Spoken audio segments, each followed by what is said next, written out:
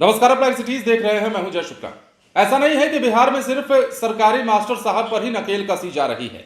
ऐसा नहीं है कि बिहार में शिक्षा विभाग जो है सिर्फ और सिर्फ विद्यालय के कर्मचारियों पर ही शिकंजा कस रहा है, बल्कि ये बात भी साफ है कि शिक्षा विभाग के अधिकारी जो कि लापरवाह हैं, जो अपना काम नहीं कर रहे हैं, जिन्होंने नहीं किया है, उनके खिलाफ भी कार्रवाई हो रही है। और देखिए, बिहार में बड़ी कार्रवाई हुई है के पाठक के अधिकारियों के खिलाफ, शिक्षा विभाग के अधिकारियों के खिलाफ।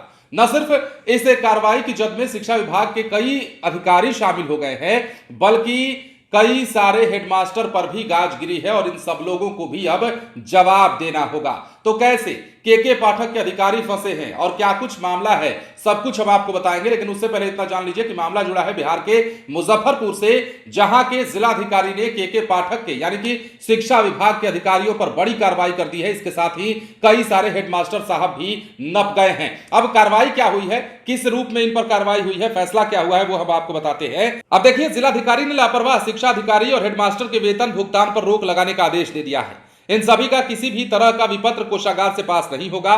मामला शिक्षा विभाग के कर्मियों की ओर से संपत्ति का ब्यौरा नहीं देने से जुड़ा हुआ है।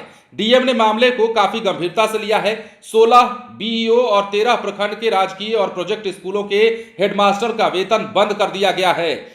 तो बड़ी कार्रवाई हुई है। अब देखिए, डीएम ने, जैसा कि हमने आपको बताया, लापरवाह अधिकारी और हेडमास्टर के वेतन पर रोक लगाई है। इन सभी को अब जो है सबक सिखाने का फैसला डीएम ने लिया है और इसी संदर्भ में यह कार्रवाई की गई है। अब इस मामले को गंभीरता से लेते हुए 16 बीईओ, जैसा हमने आपको बताया, ब्लॉक एजुकेशन ऑफिसर, प्रखंड शिक्षा पदाधिकारी और 13 प्रखंड के राजकीय और प्रोजेक्ट स्कूलों के हेडमास्टर का वेतन बंद किया गया है। डीएम ने कर्मियों की सूची, संपत्ति का ब्यौरा नहीं देने के कारण शिक्षा विभाग के सभी प्रकार के विपत्रों की निकासी पर रोक लगा दी है और अपने आप में यह बड़ी कार्रवाई मानी जा रही है और सभी से स्पष्टीकरण भी मांगा गया है। डीपीओ की माने तो 16 जनवरी के निर्देश के आलोक में 31 जनवरी को समूह क, ख और ग श्रेणी के कर्मियों की सूची, चल अचल संपत्ति और दायित्वों का विवरण 8 फरवरी तक उपलब्ध कराने का निर्देश दिया गया था। निर्धारित अवधि तक संबंधित विवरण प्राप्त नहीं होने से डीएम के द्वारा इस प्रकार का आदेश जारी किया गया है। मतलब बड़ी कार्रवाई कर दी गई है। सभी की चल अचल संपत्ति, दायित्वों का विवरण प्राप्त होने तक वेतन स्थगित रहेगा, तब तक इन्हें पैसा नहीं मिलेगा।